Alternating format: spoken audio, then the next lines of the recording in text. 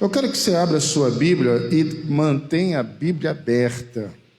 Nós temos que criar esse hábito de, quando o pastor, alguém estiver pregando, você deixa a Bíblia aberta.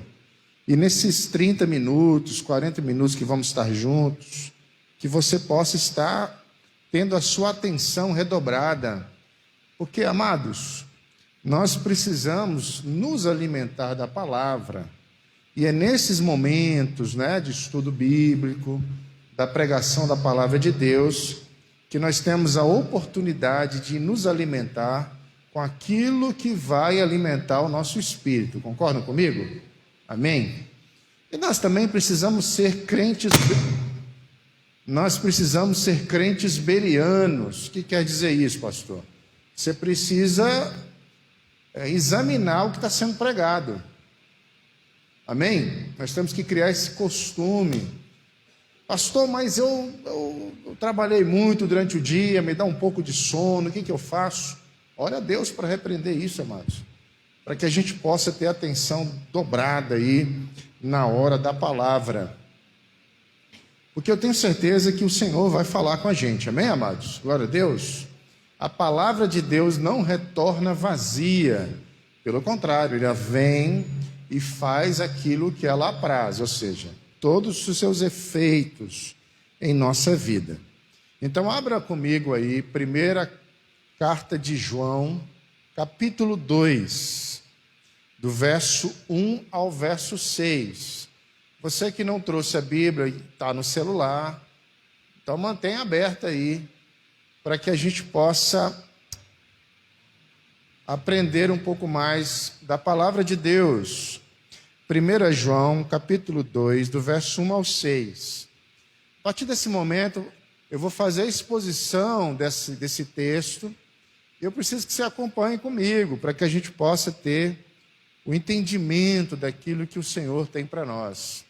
Quero cumprimentar as pessoas que estão nos vendo também pelo Facebook. Deus abençoe a sua vida. Você que está tendo aí a sua atenção conosco, abra sua Bíblia também aí, para que você possa ouvir da parte de Deus. Amém? Primeira carta de João, capítulo 2, dos versos 1 ao 6.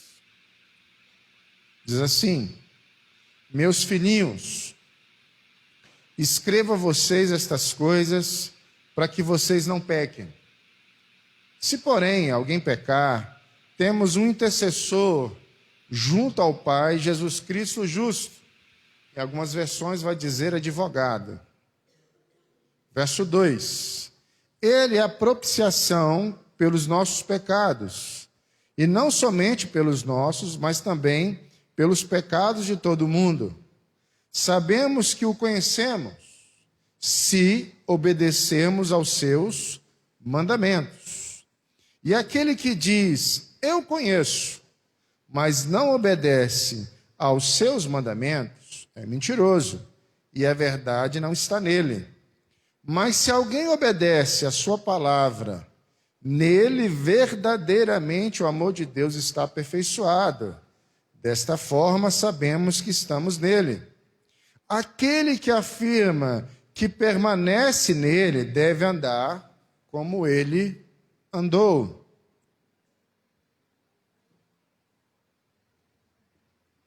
Repitam comigo, andar como ele andou. Oh Deus, em nome de Jesus, aqui está a tua palavra. Fala conosco como um bom pastor, que o Senhor possa nos iluminar para entender as tuas escrituras. Em nome de Jesus, amém e amém. Bom, o tema que eu vou extrair aqui desses versículos que eu li é esse último, Andar como ele andou. Qual é o propósito máximo da escrita de João? É que eu e você possamos ser imitadores de Jesus, andar como Jesus andou. Só que você vai perceber ao longo dessa exposição de que nós não temos condição de nós mesmos de andar como Cristo andou. Amém? É impossível para mim, para você, andar como Cristo andou. Então é necessário que a gente tenha ajuda. E qual a ajuda que a gente tem? De Jesus como nosso advogado. o nosso intercessor, e ele que é o nosso sacrifício, que nos justifica a andar como Cristo, andar como Ele. Ele que nos justifica, que nos lava de todo o pecado, nos dando condição de andar como Ele andou. Amém, amados? Então nós vamos ter em tese, em base, essa compreensão de que o Senhor nos convida a andar como Ele andou, mas para a gente andar como Ele andou, a gente precisa da ajuda de Jesus. A gente precisa da intercessão de Jesus. A gente precisa do sacrifício de Jesus. Porque sem Jesus a gente não consegue andar como Ele andou. Aleluia. Amém? O apóstolo João, ele está escrevendo isso aqui, amados, essa carta, provavelmente para a igreja de Éfeso, uma das igrejas da Ásia. E João está combatendo algumas questões que a gente vai tratar aqui ao longo dessa palavra. João aqui já está meio velho, já bem velhinho. Você vê que a expressão que ele usa é filhinhos. Então João está bem já velho, já bem na idade avançada. Possivelmente é o último apóstolo vivo dos apóstolos que Jesus levantou. E quando João escreve aqui essa epístola, ele está escrevendo para a terceira geração daqueles que converteram. Preste atenção nisso, isso é importante. Quando João escreve já velho para a igreja de Éfeso, ele não estava escrevendo para aqueles cristãos que havia recém-convertido com Paulo, por exemplo. Não, ele está escrevendo para a terceira geração dos crentes. Então já é um povo que estava acostumado na vida cristã. E esse povo, essa terceira geração, não sabia, por exemplo, o que era ser perseguido pela fé. Não sabia o que era morrer no Coliseu. A primeira geração dos crentes tinha morrido no Coliseu. Tinha sido perseguido. Mas agora eles aqui, nessa terceira geração, já estão vivendo os hábitos da fé. Ou seja, sabe, o dia a dia da fé? Hoje eu não vou na igreja não, porque eu tenho algo a fazer. Virou algo assim corriqueiro, normal. Ser cristão já aqui virou algo assim bem corriqueiro. Então, João está começando aqui a trazer algumas questões que essa terceira geração estava esquecendo. Então, esse pessoal não sabia o que era lutar pela fé, não sabia o que era martírio, não sabia o que eram essas questões. E aí, João escreve a eles. Uma questão interessante que a gente percebe nessa igreja, na igreja da Ásia, é que o amor de muitos estava esfriando. João depois escreve em Apocalipse 2,4 uma repreensão para essas igrejas, ou para esta igreja. Tenho contra ti que deixastes o primeiro amor. Então essa geração, uma das questões que elas não suportavam é viver a palavra.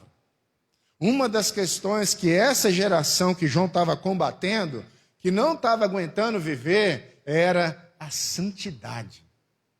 Para ele ser santo, viver separado do mundo, estava dando muito trabalho. Na verdade, o povo da igreja de Éfeso, já nessa terceira geração, não combatia o bom combate. Não vivia mais segundo as escrituras, segundo as regras. E eles começavam a negligenciar a sua vida com Deus, vivendo os prazeres do mundo e obedecendo aquilo que podia nas escrituras. Há um termo grego que João usa, muito interessante, que todo cristão tem que viver, é um ágio. O que é esse ágio, pastor? É ser diferente. O cristão, ele é diferente do mundo, amém, amados? Não há união entre o cristianismo e as regras do mundo. Olha o que João diz lá em João 15:19. Se vocês pertencem ao mundo, ele os amaria como se fosse dele. Todavia, vocês não são do mundo, mas eu os escolhi, tirando-os do mundo, e por isso o mundo os odeia. O que João está dizendo é que as concepções do mundo, as regras do mundo vai odiar tudo aquilo que for regra do reino. O mundo não compreenderá o que é uma regra de santidade, por exemplo. E João está dizendo que quando o mundo nos odeia, faz bem, porque está odiando alguém que vive sobre outro regime de regra. João 17,14. Dá-lhes a tua palavra e o mundo os odiou, pois eles não são do mundo como também não sou. Quem obedece à palavra, quem vive segundo a palavra, não pertence ao mundo, e pelo contrário, o mundo odeia. É essa lição que o João nos ensina. E ele vai além. Jesus diz: não rogo que os tire do mundo, mas que os livre do mal. Então a gente vive no mundo, mas qual é a regra que a gente obedece? A do mundo ou do céu? Do céu. Só que o povo aqui da igreja de Éfeso, que João está escrevendo, começou a dar ouvido a uma teologia de heresia, a uma pseudo-inteligência filosófica que estava entrando dentro da igreja e contaminando a sã doutrina. E o que é a sã doutrina, pastor? É a saudável doutrina. Então, uma das questões que ele estava combatendo é a contaminação gnóstica na igreja. O que é isso? Bom, aqui nascem todos os problemas. Essa filosofia que estava entrando na igreja acreditava que o corpo era mau, mas o espírito era bom. Presta atenção. Havia uns estudiosos, isso era povo da igreja, amém, amados? Não era povo lá da fora, não. Gente da igreja que não queria viver em santidade. O que eles começaram a pensar? Olha, gente, espera aí. O que é mal é o corpo. O espírito é bom. Aí João começa a ouvir esse discurso dentro da igreja. Aí João vai refutar dizendo, espera aí, aquele que não confessar que Jesus Cristo veio em carne, não é de Deus. Por que eles começaram a dizer isso? Estava usando o púlpito da igreja para falar, nos estudos para explicar, de que era impossível Jesus nascer na carne, porque a carne é mal. Como um Deus todo-poderoso, santo, vai nascer numa carne mal? Olha onde eles queriam chegar, presta atenção. Por que eles batiam nessa tecla de que Jesus não podia ter nascido num corpo? Porque o corpo é mau, guarda essa informação aí. Eles diziam, olha, é impossível alguém viver a santidade que a palavra manda, porque o corpo é mau. Melhor, Jesus Cristo não nasceu no corpo. Há uma teoria, muitas teorias, não vou citar aqui não, que a gente vai ficar até amanhã. Mas uma das teorias dos gnósticos era o seguinte, que Jesus até os 30 anos era Jesus homem, mas quando ele foi batizado, aí o divino entrou nele. Ou seja, a divindade entrou em Jesus. E Jesus só foi divino dos 30 aos 33. É uma versão. Estão dizendo, ou explicava outra versão, de que Jesus, ele era apenas um homem, e essa divindade acontecia em momentos espontâneos. Tanto que ele vai para a cruz e morre, como um Deus morre na cruz. Olha as explicações deles. E aí eles iam além, olha, o corpo é perverso. Ninguém consegue dominar o corpo. João começa a dizer o seguinte, em 1 João 4,2. Vocês podem reconhecer o Espírito de Deus neste mundo. Todo espírito que confessa que Jesus Cristo veio em carne, procede de Deus. Ok? Jesus estava alinhando aqui a teologia. João está dizendo assim, quem disser que Jesus não veio em carne, não é de Deus. Mas quem disser que Jesus nasceu na carne, é de Deus. Teologia boa. Verso 3. Mas todo espírito que não confessa Jesus não procede de Deus. E esse é o espírito do anticristo, acerca do qual vocês ouviram que está vindo, e agora já está no mundo. O que é esse espírito de anticristo que João está dizendo? É toda vez que alguém começa a deturpar a palavra, a dizer algo que não é verdade. Amém, amados? dizer algo que não é verdade. E aonde que essas pessoas gnósticas dentro da igreja queriam chegar? Espera aí, como é impossível a santidade, como é impossível a gente não dar prazer ao corpo, vamos condenar o corpo. Então tinha 3 correntes que usavam muito. Primeira, o corpo não presta, então nós temos que expurgá-lo. Então aí nasceu muitos dos celibatos, da castidade, dos açoites próprios, dos altos flagelos que a gente vê na história. E também o sexo era apenas para procriação. Então tinha um povo que falava assim, a carne tem que ser maltratada, porque a carne não presta. Aí vem outro povo dizendo assim, olha, vou fazer um negócio, a carne pode tudo, você pode fazer o que você quiser, porque a carne é má, não tem como curar ela, não tem como santificar algo que é podre, então você pode fazer o que você quiser. Era outra forma de pensar. E tinha uma outra que dizia o seguinte, olha, você pode fazer tudo com o corpo, porque a única coisa boa que você tem é a alma, e a alma é perfeita. E nada que este corpo fizer vai contaminar a alma. Entenderam aqui onde queria chegar? Então você pode fazer o que você quiser, cometer qualquer tipo de pecado, que a tua alma está pura. Aí João escreve para combater isso, de que a igreja deve ser santa, andar como Jesus andou. E santo significa separado, um corpo que é entregue para a glória de Deus. Aleluia!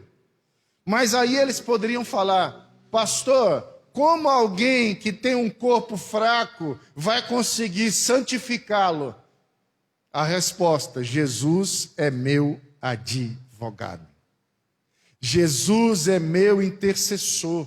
Jesus intercede o meu advogado junto ao juiz, para dizer ao juiz que eu estou apto a viver na sua presença, porque o débito foi pago.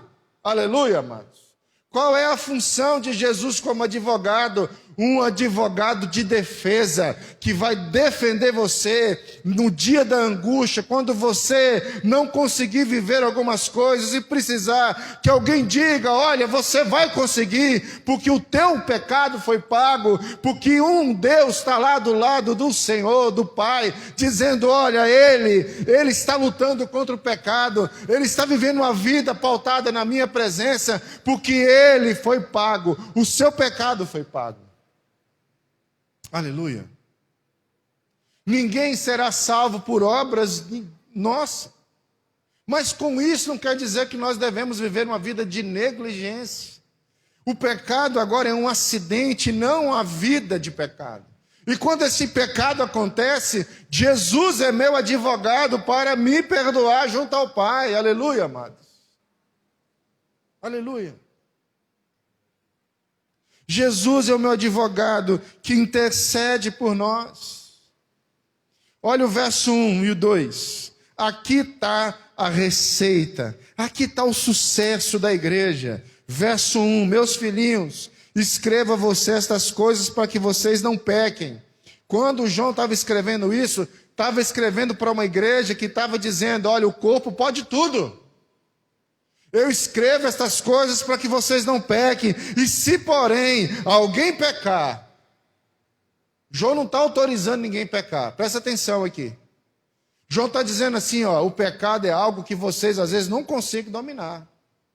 Deixa eu fazer uma pergunta com o pastor aqui. Alguém consegue dominar a mente? Levanta a mão. Alguém consegue dominar a mente aqui? Deixa eu te contar uma coisa. Quem de nós aqui nessa semana que não cometeu pelo menos os 10 pecados?